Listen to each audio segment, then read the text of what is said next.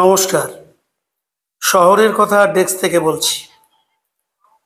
এই মুহূর্তে বাইরে বৃষ্টি পড়ে। আমরা আছি কৃষ্ণনগর কলেজ স্ট্রিটের শতবর্ষ অতিক্রান্ত ঐতিহাসিক নেতাজি ভবনে। শহরের কথা তার 500তম এপিসোড অতিক্রম করে গেছে। অনেকদিন পর আবার আপনাদের মাঝে ফিরে এলাম। খুব আনন্দের কথা, এটা বৈশাখ মাস। বৈশাখ মাস মানেই রবীন্দ্র মাস, বাঙালির, যাকে ছাড়া আমাদের একদম একটা দিনও চলে না। খুব ঈশ্বরচন্দ্রনাথ দত্ত বলেছিলেন না, যে ভাবি ওঠে মনের মাঝে তোমার গানে সবই আছে। তো আমি আজকে আকাশবাণী মে মাস 2025-এ একটা সুন্দর টপিক দিয়েছিল, পুরনো হন না রবীন্দ্রনাথ। হ্যাঁ, ঠিক টপিক দিয়েছিল। আমি, যদিও শব্দ সংখ্যা অত্যন্ত সীমাবদ্ধ ছিল, 250 শব্দের মধ্যে, আমি পুরনো হন না রবীন্দ্রনাথের পক্ষে লিখেছি কয়েকটি কথা, আপনাদের সঙ্গে শেয়ার করে নিই। পুরনো হন না রবীন্দ্রনাথ, যদিও সেলফোন হাতের মুঠোয় রয়, গাইতে পারো গুগল ঠাকুরের জয়। গুগল সেলফোন থাকুক না থাকুক, মানব পৃথিবী চির রবীন্দ্রময়। সমকালের চারণ কবি হয়েও রবীন্দ্রনাথ বিশ্বকবি। কুমোর পাড়ার গরুর গাড়ি, অন্ধকানায়ের গান শুনিয়ে ভিক্ষা করা, বড় বউ মেজ বউ মিলে ঘুঁটে দেয় ঘরের পাঁচিলে, কিংবা বৈশাখ মাসে ছোট নদীর হাঁটু জল, গ্রাম ছাড়া ওই রাঙামাটির পথ। হ্যাঁ, এসব নিয়েই তো রবীন্দ্রনাথের সোনার বাংলা।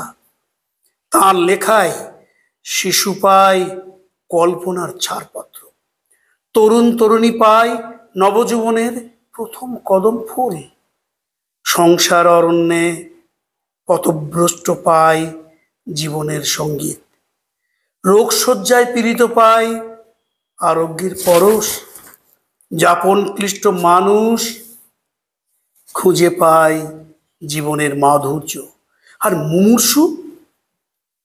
মুমূর্ষুরা পায় জীবন দেবতার ঠিকানা, আনন্দের অমৃত স্বাদ।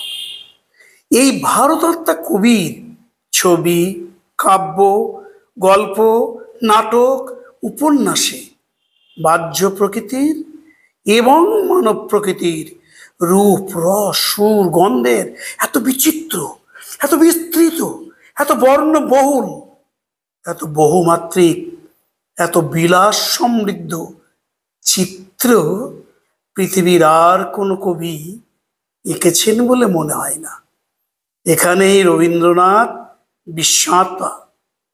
তার সৃষ্টিতে যাপন ও যাপনাতীতের সত্যের প্রতীতি, সুন্দরের পরিপূর্ণতম মূরতি। কবি কিটসের beauty is truth, truth beauty. আর রবি কবি বলছেন, সত্যের কেন্দ্র আছে পরিপূর্ণতায়, এবং সেখানেই সত্য ও সুন্দর অভিন্ন। পলাতকার কবি জীবনের আঙিনা ছেড়ে পালিয়ে যাননি। অসংখ্য বন্ধন মাঝে তিনি চেয়েছেন মুক্তির স্বাদ। তিনি সীমার মাঝে অসীমের সুর তুলেছেন।